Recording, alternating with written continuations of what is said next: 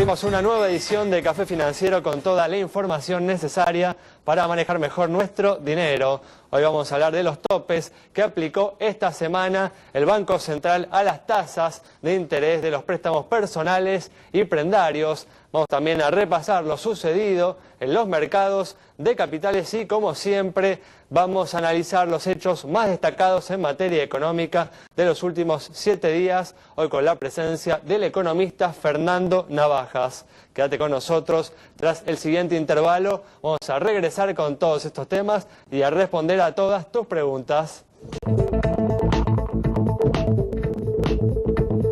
Bueno, ya estamos aquí con la presencia de Santiago Chelala, también está Yamila Escala y hoy nos está acompañando Jorge Alberti para hacer el repaso habitual de lo sucedido esta semana en los mercados de capitales. ¿Qué tal? ¿Cómo andan? Muy bien, ¿cómo le va? Gracias por venir aquí. Bueno, vamos a arrancar con todos los temas que tenemos para hoy.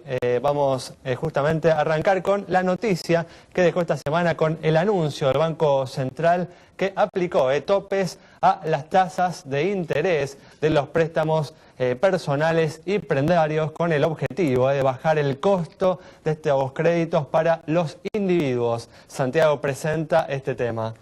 Así es, sale, bueno, una noticia que por ahora fue mucho ruido, porque siempre que se habla de intervención en un mercado genera ruidos, pero pocas nueces porque no es tan grande la intervención si uno mira cuáles son los valores que se manejan hasta ahora.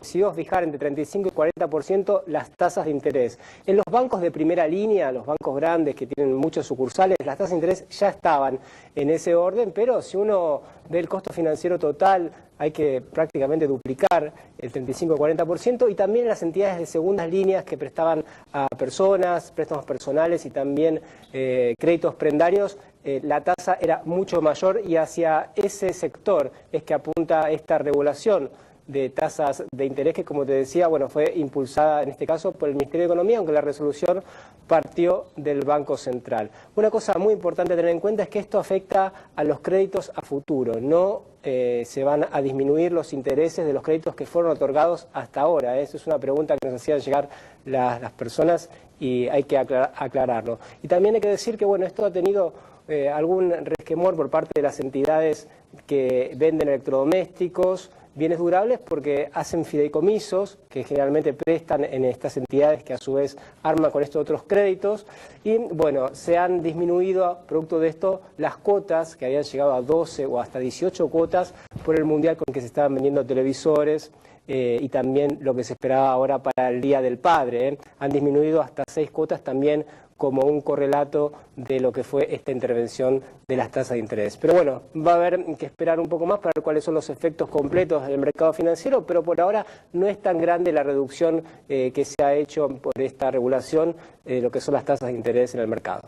Sí, al margen de que no sea tan importante, ¿no? Esta reducción el gobierno continúa siendo fiel a su estilo, ¿no? Y no ha abandonado sus viejas mañas y sigue atacando, ¿no? Los efectos en lugar de las causas, ¿no? Acá hay que decir claramente, ¿no? Que la principal causa de las elevadas tasas de interés que hoy hay en el sistema financiero es la inflación, ¿no? Y la manera correcta de bajar las elevadas tasas de interés que hay en nuestro mercado es reduciendo la inflación, ¿no? Así es, Ale, pero también hay que decir que algunas entidades, sobre todo estas entidades de segunda línea, comenzaron a cobrar producto de la inflación algunas tasas que eran realmente abusivas, más del 100%, eso también me parece que si no se regulaba solo, algún tipo de control estatal no viene mal en este caso. Sí, hay que analizar el tema en detalle y ver, bueno, hasta dónde justamente estas tasas responden, como dicen en estas entidades, al alto riesgo, ¿no? que tienen los clientes a los que les prestan y que una medida como esta puede justamente dejar sin acceso al crédito. Ese es un riesgo muy importante, un peligro que hay que tener presente porque puede haber un sector de los consumidores que a partir de esta medida no puedan acceder al financiamiento. Bueno, vamos a continuar brindando información, en este caso información muy importante para todas aquellas personas que circulan por la calle con dispositivos móviles hoy tan de moda, que tienen un valor considerable. ¿Cuáles son las coberturas que existen en nuestro mercado con las cuales pueden asegurar estos dispositivos contra robo? Y atención, porque un gran disparador de este tipo de pólizas tiene que ver con la computadora portátil, que hace algunos años, después de esos, cuando no existían los smartphones, era tal vez lo más caro a nivel tecnología que uno podía llevar encima. Y ahí se empezaron a generar estas pólizas que después se fueron extendiendo a los otros productos, sin ir más lejos, el iPad y estos teléfonos inteligentes que les comentábamos. Entonces, las compañías ofrecen esta cobertura para, por ejemplo, las computadoras portátiles, como les decíamos, pero asociadas a un combinado familiar, a un seguro para el hogar. Entonces, como siempre, les vamos a presentar un ejemplo y el adicional que uno tiene que pagar para acceder a este tipo de cobertura. En el caso de los celulares, particularmente, hay que tener mucho cuidado cuando uno va y lo contrata y está queriendo asegurarse ese bien, sobre todo, de que esté incluido, porque lo que tiene chip de celular, así lo definen las compañías, muchas veces no entra dentro de esta póliza y hay que irle por otro lado. Bueno, esto es lo que refiere particularmente a los dispositivos móviles, pero arrancamos viendo qué es lo que nos está ofreciendo el mercado en este momento. Y la segunda tiene el costo más barato, 128 pesos por mes, pero atención porque ahí la suma asegurada es menor. La caja 130 pesos, Sancor 157, Liberty 162 pesos. Ya nos vamos un poquito más arriba con la Holando en 170, Zurich 173, Federación 181 y Mapfre 244 pesos. Desde ya, esto para un departamento, unos 70 metros cuadrados en Capital Federal, con distintas sumas aseguradas vinculadas a un combinado familiar, pero atención al valor que tiene nuestra computadora, ¿sí? Que no esté infraasegurada o que ese dinero que nos da la compañía, bueno, nos sirva para hacer frente a la mayor parte del gasto. Una aclaración y tiene que ver con Allianz, que a través de la póliza Blister Pack ofrece de manera separada, ¿sí? O sea, uno lo puede contratar solamente para este fin y sale 75 pesos por mes. Bueno, un tema muy importante entonces para aquellas personas que suelen circular por la calle con este tipo de dispositivos. Vamos a comenzar y ahora el repaso de lo sucedido esta semana en los mercados de capitales y a nivel local se ha vivido un compás de espera, a la expectativa de lo que puede suceder en el día de mañana con la decisión de la Corte Suprema de los Estados Unidos en relación al conflicto que tiene la Argentina con los fondos buitre. Jorge nos brinda esta información. Sí, tal cual, Alejandro. Lo que se vino viviendo durante esta semana fue algún nerviosismo dentro del mercado, fundamentalmente porque el día jueves se reunió la Corte Suprema de los Estados Unidos. Allí se decide qué casos va a tratar y cuáles no, y obviamente uno de esos casos es justamente la demanda que los holdouts hoy tienen frente a nuestro país. En las posibilidades que tiene la Corte Suprema, básicamente hay 5 o 6 opciones distintas que podrían resolver. La más favorable de todas seguramente sería que puedan llegar a tratar el caso argentino. Las más desfavorables directamente que lo rechacen. Y luego hay un compendio en el medio donde pueden hacer consultas al gobierno de los Estados Unidos, devolverlo a la instancia previa para resolver casos pendientes. Así que hasta ahora no hay una resolución definitiva. Probablemente en el día de mañana, entre las 9:30 y 10 de la mañana, haya información oficial. Pero el mercado, frente a esta posibilidad y barajando las distintas alternativas, decidió tomar algunas posiciones. Algunos desarmaron cartera y por eso vimos correcciones, sobre todo en el sector bancario y financiero. Y otros decidieron arriesgar un poquitito más y tomar posición en títulos públicos esperando una buena resolución en el corto plazo. ¿Qué es, Jorge, lo que se considera lo más probable mañana? Mira, yo creo que lo que espera en general, no solamente la parte financiera, sino incluso el sector político, todos los que están hoy vinculados al caso de Argentina, es que esto empiece a postergarse. Hay una cláusula, que es la de pari passu, que básicamente nos lleva como fecha límite al 31 de diciembre de este año. Cualquier cosa que se resuelva por después de esa fecha, para Argentina es un buen resultado. Muy bien, perfecto. De esta manera cerramos este bloque. Quédate ahí, en instantes estamos de regreso. Bien, abrimos un nuevo bloque y vamos a comenzar, como siempre, a responder a las consultas sobre el estado de las entidades financieras. Tenemos, por ejemplo, la pregunta de Alicia sobre el estado del ICBC. Paralice entonces un banco de capitales chino, vemos sus números en pantalla, que ha tenido una fuerte presencia en Argentina en los últimos tiempos, dando promociones sobre todo para tratar de captar cada vez más clientes. Tiene un patrimonio de 3.497 millones de pesos, depósitos 19.533 millones y acumula resultados positivos de 381 millones de pesos. Buenos indicadores de solvencia y también de liquidez, cara sonriente en este caso para ICBC. Muy bien, abrimos un nuevo tema y como consecuencia de las altas tasas de interés que ha habido en estos últimos meses, de la devaluación, de la caída de las exportaciones a Brasil, la actividad económica ha sufrido un golpe importante y algunos sectores han comenzado a desplazar a algunos trabajadores, a cesantear a algunos trabajadores. Estefanía Daníbali dialogó con el público sobre este preocupante tema.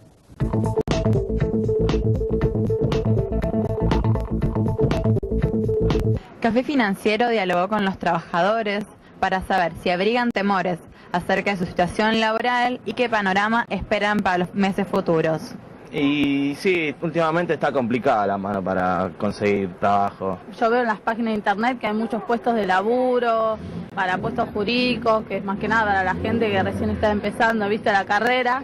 Hay falta de trabajo, sí, se ve, por lo que veo, gente allegados, amigos, hijos de amigos, que la juventud le cuesta bastante conseguir trabajo. No creo que mejore, pienso que se va a mantener y en todo caso empeorará un poco. Por cómo viene la movida, viene en baja, o sea, no tengo grandes expectativas. Y en este país nunca sabes, viste, así que la verdad que no sé, seguramente no sabes si va a devaluar, si no se va a devaluar nada, la verdad.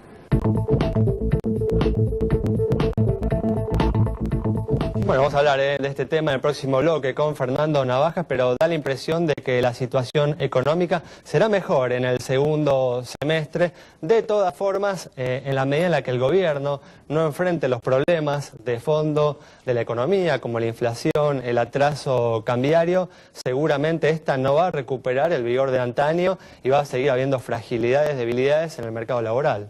Sí, los problemas de empleo fueron en algunos sectores puntuales, caso automotrices, construcción, y también hay que decir que el empleo público ha absorbido parte de ese problema, ¿no?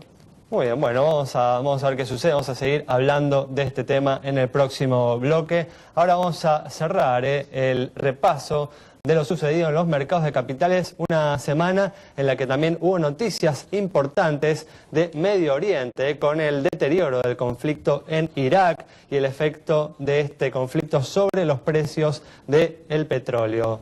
Jorge. Sí, tal cual, Alejandro, lo que viene sucediendo siempre que hay clima de inestabilidad en la parte política y conflictos entre países, termina derivando en movimiento de los commodities. En este caso, el caso del petróleo, terminando la semana cerca de los $107, 106,85 aproximadamente en su tipo WTI, hizo que nuevamente haya movimientos dentro del mercado y por lo tanto las acciones vinculadas a este sector también tuvieron movimientos importantes en todos los mercados del mundo. Una noticia relevante para Argentina que se ha convertido, ¿no?, en los últimos años en un país importador de energía, ¿no? Bueno, vamos a cerrar este bloque con la respuesta a una última consulta sobre la situación de una compañía de seguros. En un día muy especial vamos con la aseguradora oficial, en realidad con el sponsor oficial de la selección argentina en Brasil. Estoy hablando de Sancor, la consulta de Mirta. Arrancamos un activo de 3.691 millones de pesos, pasivo 2.640 millones, patrimonio 1.050 millones, resultado positivo 66 millones de pesos, primas 2.299 millones e informa 3.138 millones, perdón, 3.138 juicios con indicadores que se condicen con los del promedio del mercado. Es que le damos la luz verde de nuestro semáforo. Entonces dijimos al sponsor de la selección, como siempre, mándennos sus consultas, sus preguntas, @Café Financiero en Twitter o en Facebook, así nos encuentran también como Café Financiero.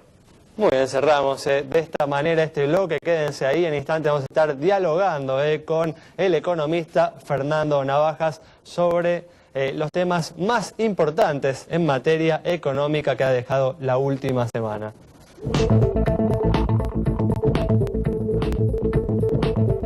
Bueno, ya estamos aquí con el economista Fernando Navajas para analizar los principales temas económicos de la semana. ¿Qué tal, Fernando? ¿Cómo están? ¿Qué dicen? Gracias por venir. No, al contrario. Una semana en la que se conocieron las estimaciones de inflación tanto del gobierno como del sector privado a través del Congreso. Una inflación que volvió a descender en el mes de mayo. El indicador del Congreso dio el 2,3 contra el 2,8 del mes anterior. En el caso del gobierno dio 1,4 contra 1,8 en el mes de abril. Bueno, ¿crees que está teniendo éxito el gobierno con su política para contener y reducir la inflación? Yo creo que después del efecto de la devaluación de febrero, donde hubo un alza notable de los precios, el gobierno logró que lo que se conoce como el traslado de la devaluación hacia precios, o sea, la jerga se llama pass-through, sí, fuera relativamente acotado. Yo creo que un primer logro ahí ha sido tratar de acotar la forma en la cual se trasladó eso a precios.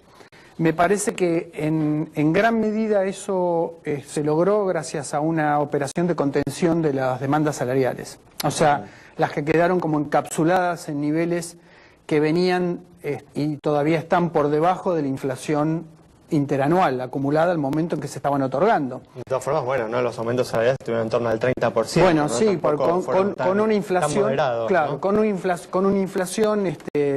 inflación no oficial bastante por arriba de eso. O sea, la consecuencia de eso fue que el gobierno obtuvo una victoria en materia de contener el traslado a precios de la devaluación, con el costo de provocar lo que va a ser a lo largo del año una caída del salario real. O sea, eso es innegable. Seguramente. Y esa caída del salario real se está reflejando en las ventas y en el nivel de actividad en general, junto con otros problemas sectoriales, producto de errores también del mismo gobierno, en el caso de la automotriz, que generan una situación mucho más propensa a una desaceleración inflacionaria.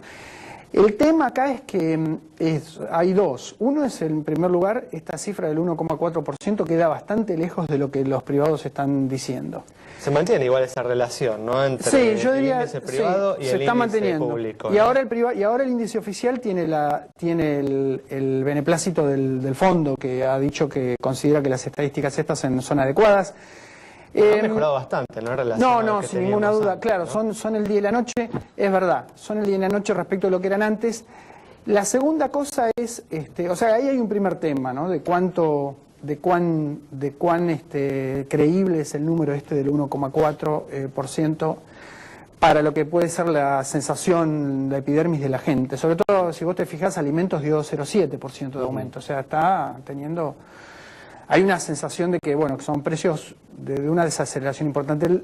¿Esto en qué impacta? Impacta sobre todo en el debate que ha venido ocurriendo y que pasó también, tuvo consecuencias la semana pasada, esta semana que pasó, en la cuestión de las tasas de interés.